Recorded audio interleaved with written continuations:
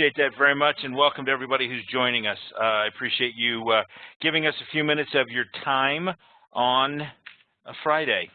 As Curtis said, today's topic is blended learning, and honestly, this is one that is very near and dear to my heart. Over the years, working with various organizations, primarily large distributed organizations, and when I say distributed, I mean corporate office, corporate headquarters, but hundreds or thousands of locations where they may have anywhere from 5 or 10 to 100 or 150 employees. We get into discussions about the value of training and learning. We get into discussions about the type of content that should be used in these training and learning scenarios, and we get into discussions about how to blend and how to mix that. And honestly, when you start to talk about blended learning, frequently, visuals start to appear that are similar to this, right? I mean, let's just throw everything we can possibly think of into the margarita blender, and we'll come out with some sort of appealing solution. We'll put a little salt on the rim, and the audience will love it. And the fact of the matter is, that's not what we want to do. That is not what blended learning is. Blended learning really does require quite a bit of planning. Blended learning takes a lot of effort, a lot of thought, a lot of planning, because what you're trying to do is you're trying to put together a path for the employee, for the learner. I mean, honestly, we work with, commercial organizations, government agencies and such, that we want to put together a path that will be appealing to the end user as well as effective in what we want to do. So again, that's kind of where we're coming to. And as I go through this material, I love to go and I put in the term blended learning into Google, and then I look at the various imagery that comes back. And one of the ones, these first two have been rather comical and entertaining, but one that came back not too long ago for me was this that you see on the screen right now.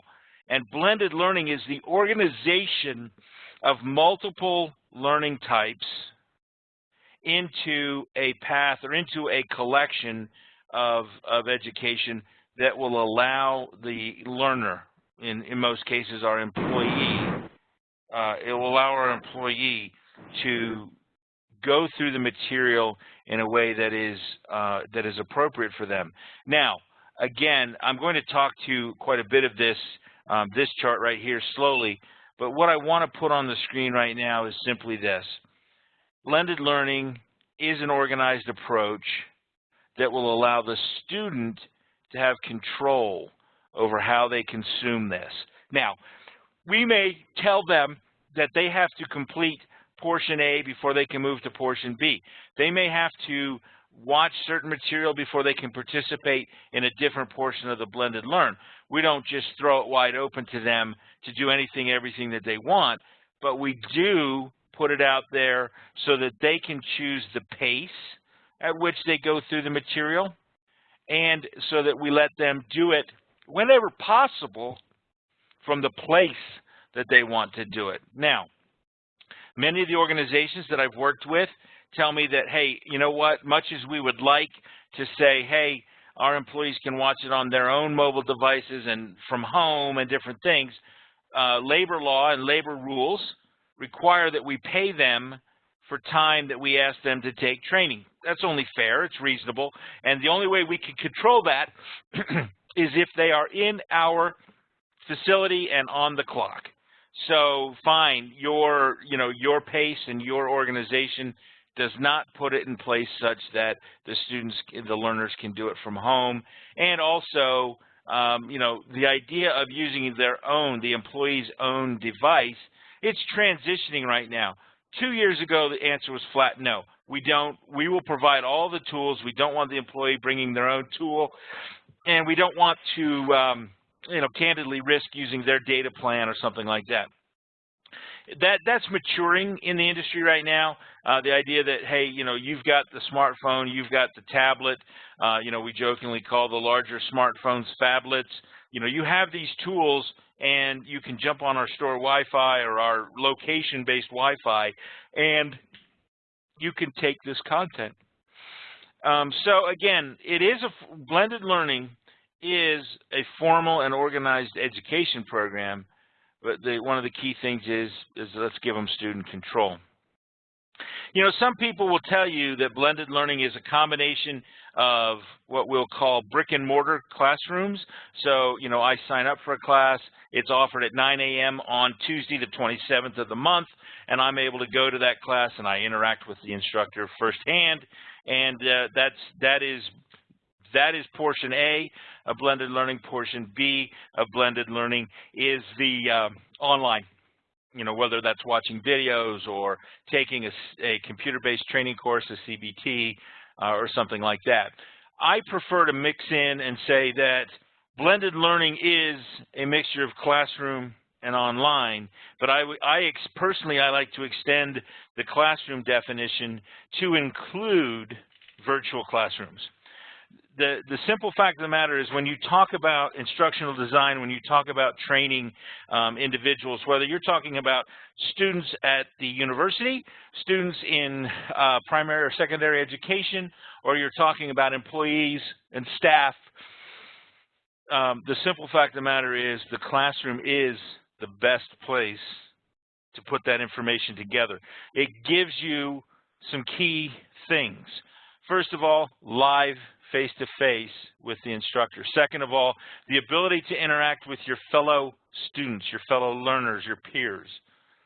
And third, the texture of the communication, which is, I can see body language. And this goes, by the way, both ways, for the instructor as well as for the student. I can see the body language of the instructor.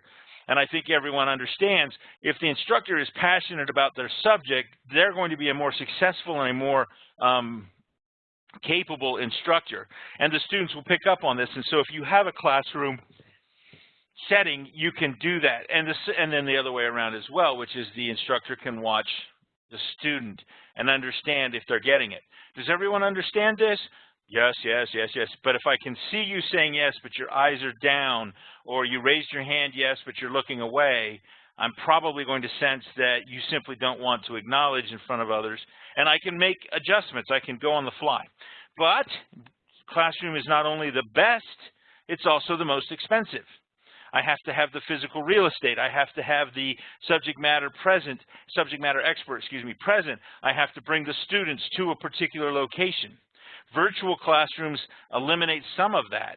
They make it so the subject matter expert can stay at the home office, or they may be a subject matter expert in a remote location, but I can bring them in virtually, and I can bring the students in virtually, and I don't need the physical classroom space necessarily. I can let people participate from wherever they are in the organization. And I get the ability to look at them, see them, hear them, again, depending on the tools. And we're really not going to dive into a lot of technology discussions today, but suffice it to say that there are a range of technologies out there, and we do have some experience with that. So, if there's a follow-up question along the way or at the end, we can touch on that.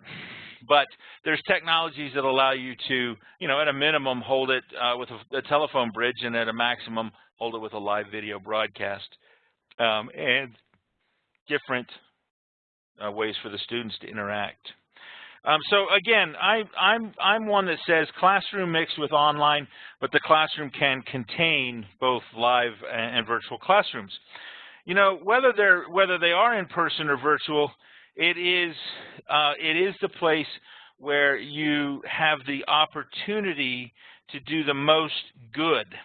And this is something that's being found in school education today.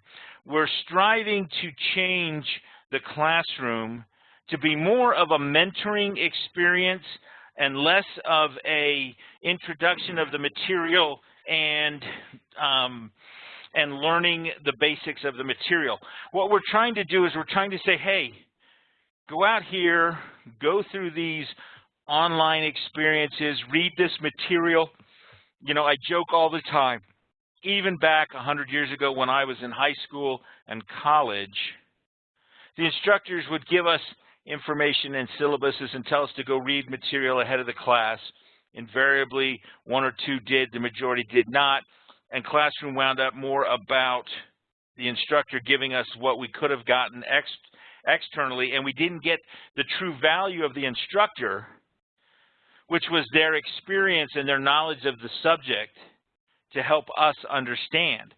So when we talk about blended learning in a professional environment, which is where we are today, and when we talk about saying, okay, let's talk about best practices, let's say that one of the key best practices for the classroom portion is to have made available as much introductory and core understanding, rote learning, if you will, available online ahead of time.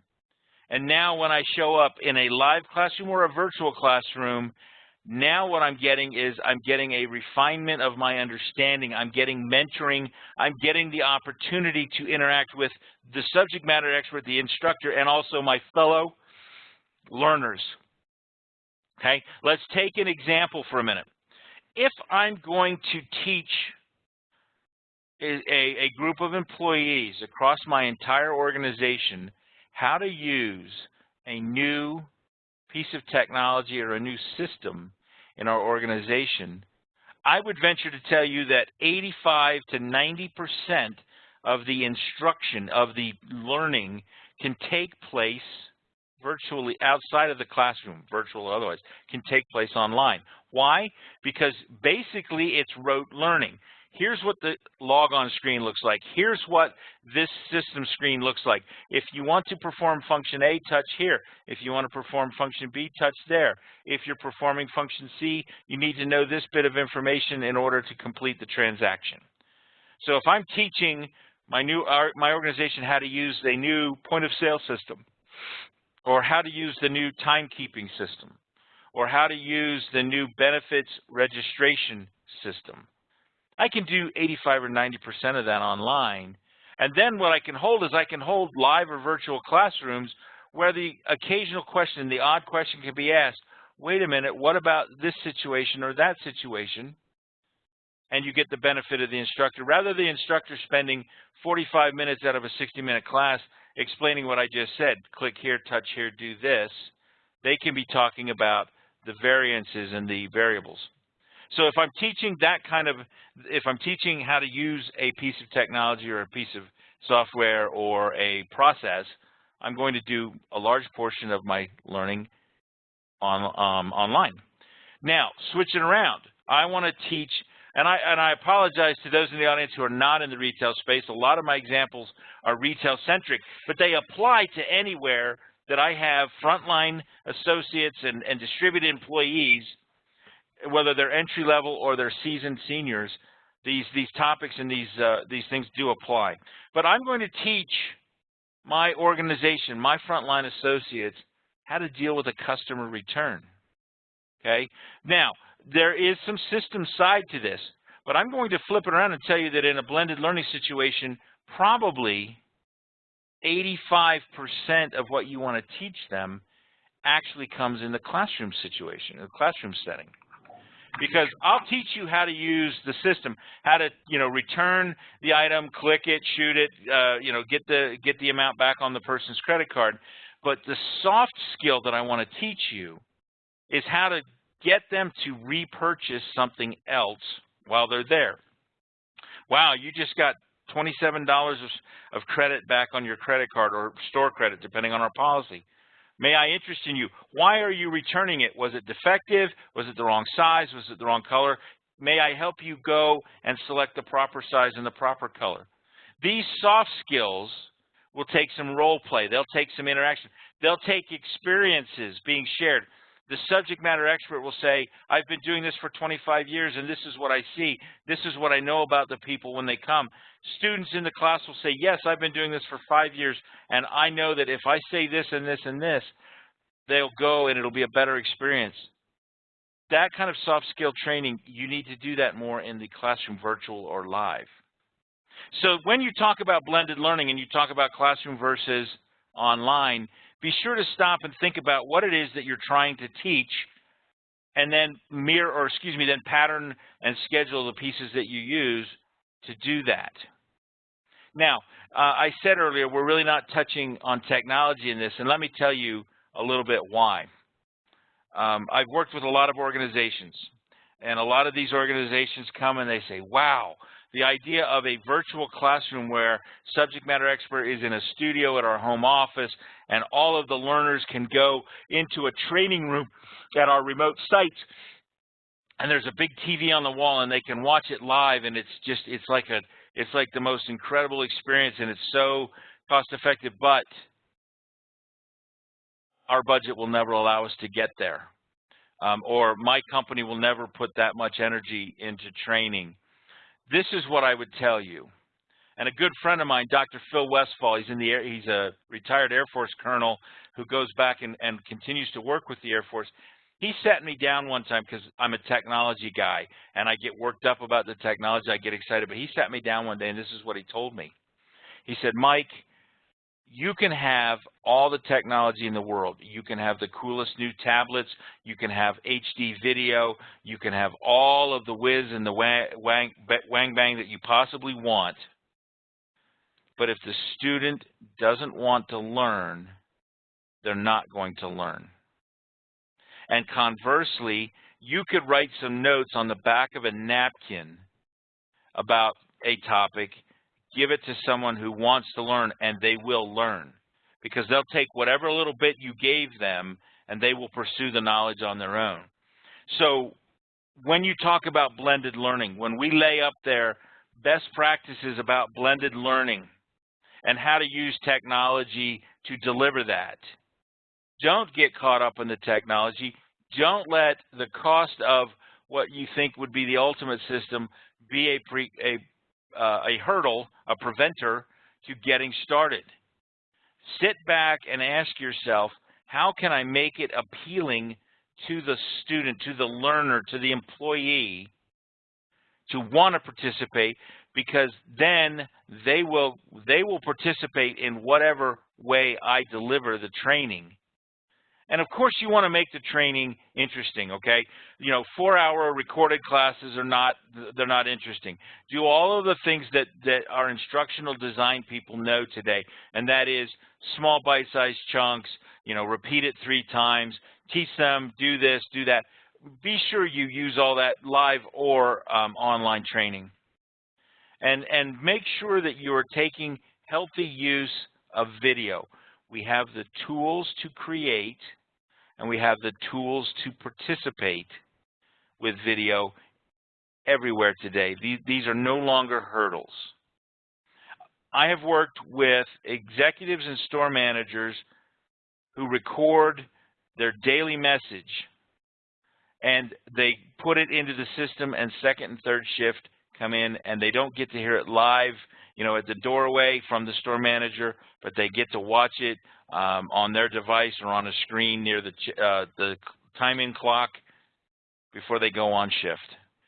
And the value, the power, the communication abilities of video are tremendous. And we have done some other sessions on that, and probably will do many more in the future.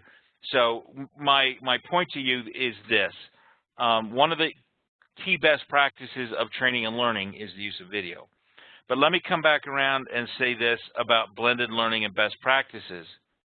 There are many, many technologies that can be used to accomplish blended learning. But the use of technology should be treated as a secondary component in your solution and your decisions on how to do it. Decide what you want the learning outcome to be, then choose a technology and the ratio of in-classroom to online delivery based on that learning objective. And that learning objective is not universal to your entire organization. It is specific to this topic or to this path of learning that we need to do.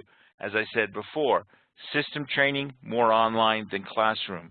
Soft skill training, more classroom than online. and then take advantage of the online training to make the classroom experience more engaging and more valuable. Take advantage of that experience, the experience of the software, or excuse me, the subject matter expert. So, having said all that, Curtis, do we have any questions coming in from the audience? We do. We have a couple. These are in no particular order. There's a couple of questions, and I'll do my best. Two of them are a little bit longer. But what is, in your mind, what is a good balance to in-class versus or online to hands-on learning, and how do you make that training impactful? I know you mentioned that slightly, but maybe you could just shed a little bit more light on that. Certainly, and you know what? That does bring up an excellent point that I didn't touch on, and that is hands-on learning. You know, I would, just as I said, I would mix virtual classroom with brick and mortar classroom as one side of the equation. I would put hands-on learning on the same side as online learning. So what I would say to that is it still matters what I'm teaching them, but if you said, well, hands-on learning, that absolutely applies when I'm talking about system learning and different things like that. But I would make a portion of a blended learning experience about soft skills. So let's go back to the example that I used, dealing with customer returns in a retail environment. I would certainly say that in addition to watching this video and at some point attending this class, and the order of which you do these might depend on some personal preference at the training department, but I would certainly mix in, spend 5 hours next to a mentor performing customer returns. So if I'm a new retail employee, one of the things I'll do is I'll get sat down and I'll learn how to run the system. So I'll watch a video on how to do a return, how to click the buttons, and how to scan back in the image and do the reverse of a purchase or a sale to do a credit. Then I may go into a virtual classroom or a live classroom where it's talked about, or what I may do is I may be sent to go work the returns counter at our store for a 4-hour window. Then I can go to that class, and now I've gotten the base systems. I've gone and had hands-on experience. I'm not doing it so much as I'm watching it. Then I go into the classroom with the subject matter expert, and I'm able to say, you know, that's interesting. When my mentor or the person I was watching had somebody come in who was angry and this and that and the other, and they can talk through that. So that was a long walk. For the short answer to the question is this: hands-on is absolutely a part of it, and I would still say that you have the A side and the B side. A side is live or virtual classroom instruction. B side is online and hands-on, so non-classroom related. And I would say that even the percentages that I said earlier, if I'm doing system training, 80 to 85% of it is going to be online learning and hands-on. Okay, go take now, you've watched how to do it, go over here to our practice cash register, go over here to our practice system, and click, work your way through it in something where you're literally using the system, but it's not the live production system. And then the reverse, when I'm teaching soft skills, probably the online and even the hands-on are going to be a significantly smaller portion than that opportunity to discuss it and learn it. Okay. Another question we have is, do you find blending learning is adopted quicker in retail because the workers are typically younger and potentially adapt better to technology? No, I do not, and fairly emphatically, in fact. I see a lot of it used, I see education, training, learning used so much so in retail because of the high turnover. But I don't believe, and I go back to what I said about technology, this doesn't have to be about technology. Honestly, I could take blended learning and take the virtual classroom piece out of it and take the online viewing of content out of it and go to what we said a moment ago. I have a literal live classroom. I bring people in. They sit in a physical room with a subject matter expert or two, and they go through material, and then they go and they apply what they've learned by working with a mentor or working with someone. So I would say do not let the technology roll up in and say, oh, blended learning is about taking advantage of the internet and online tools. Certainly it's enhanced by that. Certainly that's beneficial, and that's a great opportunity.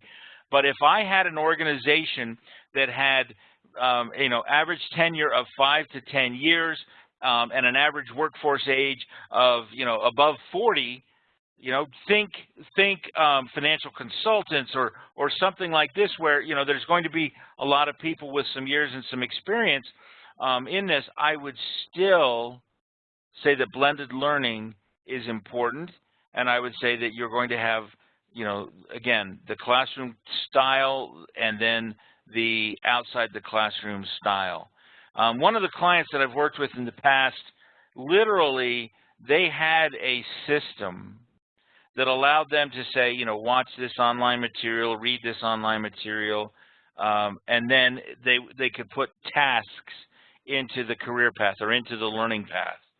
So once you got to a certain point, the next thing in your path was go do this task. And it might be spend 15 minutes here or go talk to 5 of your peers and get their opinions and then come back and move on to the next step. And, really the task, the learner would go do that and come back and click and say, yes, I've accomplished that, or maybe their manager or someone had to go into the system and click and say, yes, Mike Tippets accomplished that task, which then releases him to move on down through the rest of the learning path. So my answer to that direct question is no, I don't think blended learning applies to a retail specifically or to the younger millennials or newer hires any more than it applies to seasoned professionals. Okay, perfect. We're just about out of time, but we do have time for one more question. And this is, you mentioned earlier that blended learning is somewhat newer when it comes to learning methods. But what would you say is the best way to convince old school management to become new school thinkers when thinking about blended learning? Curtis, that's an excellent question, and it makes me kind of pause for a second, and maybe I misspoke a bit as I got into this, because my personal opinion about blended learning is it's actually been around for a long time, the concept anyway, but the usage of it and the ability to blend, more effectively is what's new, or is renewed, might even be a better word, because honestly, the idea that, hey, I train you, you go off and you experiment and do some things, or you just go to work and start working and then you come back for a refresher course, that's not new, and you could claim that that is blended learning. But the usage of online, the usage of video and web-enabled technologies and different things like that does make it feel a bit new. And in my humble opinion, and the reason I'm excited to do sessions like these is, I think whether you consider it new or you consider a renewal of something that's been around for a long time, it's a critical component of any kind of corporate or government agency or nonprofit, their ability to make the best use of their employees. And Curtis will laugh because he's heard me say this a million times, but I almost made it through an entire presentation without using the term employee engagement, but I'm going to here at the end. In order to get the maximum productivity, to get the maximum impact out of employees, an organization must think about employee engagement. And there are 3 cornerstones of employee engagement. 1 is communication, 2 is recognition, and the 3rd is development, growth, or training, whatever term you're most comfortable using there.